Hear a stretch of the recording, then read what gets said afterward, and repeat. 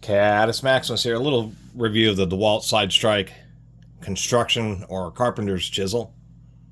Actually came out with these 10 years ago. I'm not sure if I've done a video about one of these. Actually, I looked and I couldn't find that I had done any kind of dedicated video.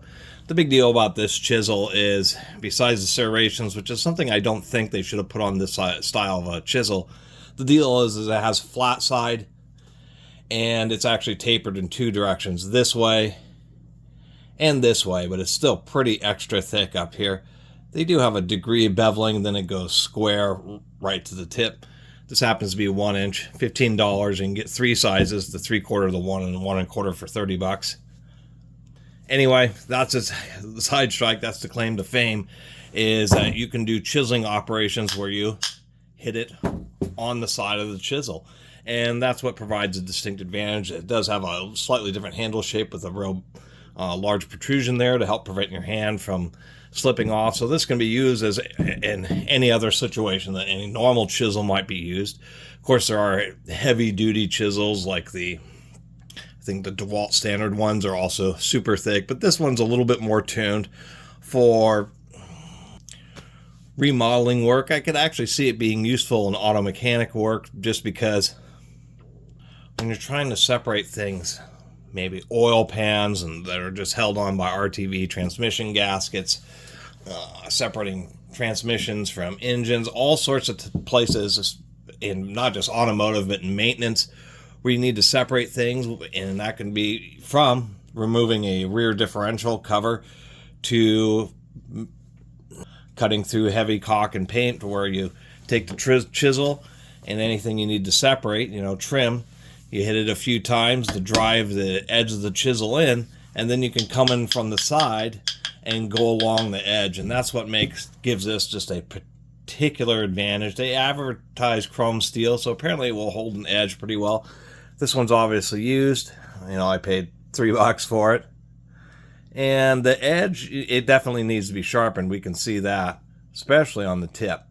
But at least this one wasn't too beat up. I don't know about its nail cutting ability. I'm sure it would cut some nails. I just don't know how much damage it would really cause to the edge. And this is my only one, so I don't really want to sacrifice it.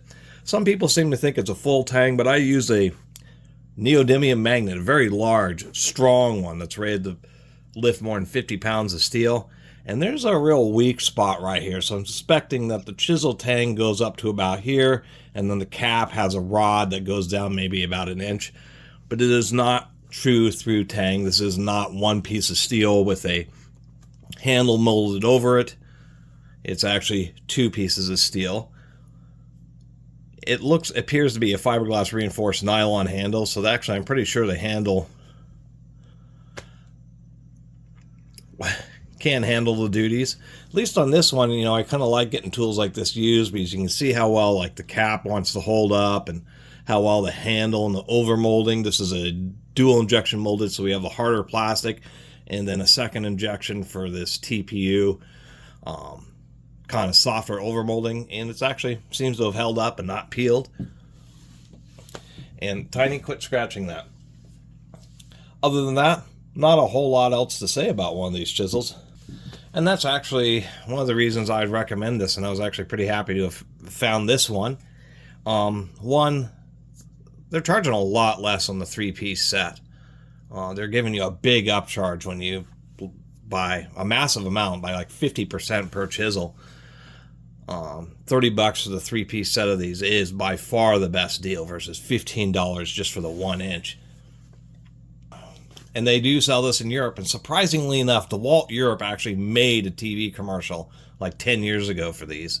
Pretty basic one. It's on YouTube. And what's funny is this 1 inch is 15 pounds in the United Kingdom, which actually translates to being closer to about $20 US. So they are doing the upcharge when they sell this in Europe, which is in the United Kingdom, which I think is a little cheesy, considering I think they're made in Taiwan.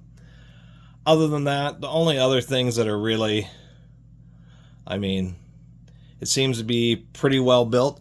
It's the way the shank is and the way they flatten the top. The center line of the chisel is just a little bit offset to one side of the handle. So it looks like this is twisted, but it's actually not. It's because there's this notch here, and then the way the blade is sharpened also that direction makes it look like it's off. And this edge is indeed off center, but the post is in the middle of the handle. And that's, once again, I mean, it's the big advantage is if you're trying to, you know, cut out some heavy duty caulking or weather sealant or whatever. Many times when you're using a chisel, you're trying to get along an edge, and so you have to be at an angle in order to hold the chisel and hammer it. And that causes this issue where you're fighting to try to prevent the chisel from diving in too deep because you're at this angle.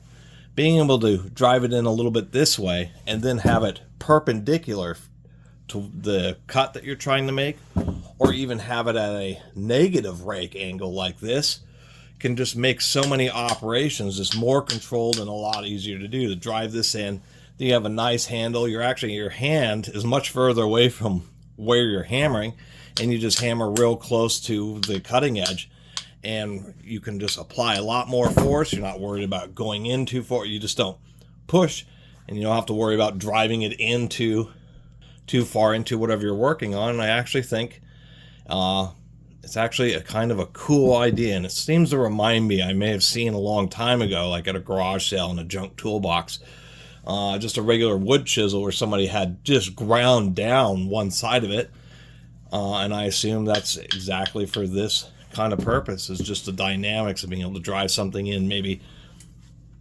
doing fitment where you just don't have quite enough space and it's hard to get right into a corner or something, where you can chisel down this way and then chisel over a little bit this way to be able to clear out whatever material. Actually, just once again, think it's pretty cool for a tool belt chisel. Anyway, thanks for watching. Anyway, if you want to support this channel, you can always make a little donation through the YouTube Super Thanks system. And I'm going to get into doing little movie recommendations at the end of my videos. Simple recommendations. I don't think I recommended this one, Megan. It's about a cuddly android that's made to keep your kid company and protect them. Just sometimes takes her job a little too seriously. Anyway, see you next time.